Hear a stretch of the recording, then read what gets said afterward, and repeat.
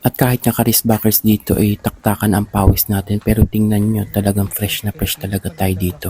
Pakinggan nyo yung mga sounds muna dito karisbackers ng nature.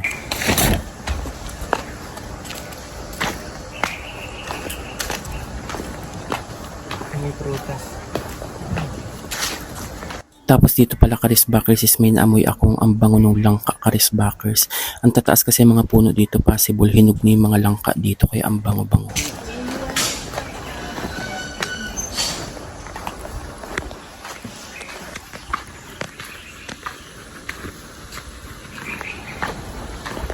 At dito nga karisbackers is ina-appreciate ko talaga yung nature karisbackers, kaya hindi muna tayo masyado magbo-voice over kasi sounds muna ng mga nature ang papakinggan natin dito.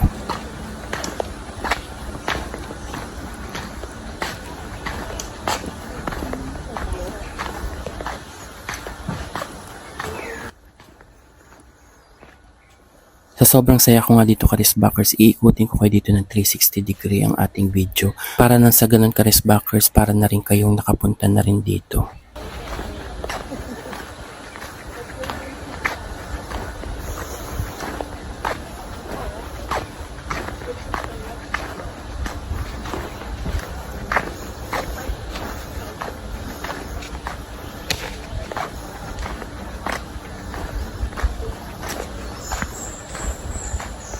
At i-share ko nga rin pala karisbackers sa mga na-experience ko dito.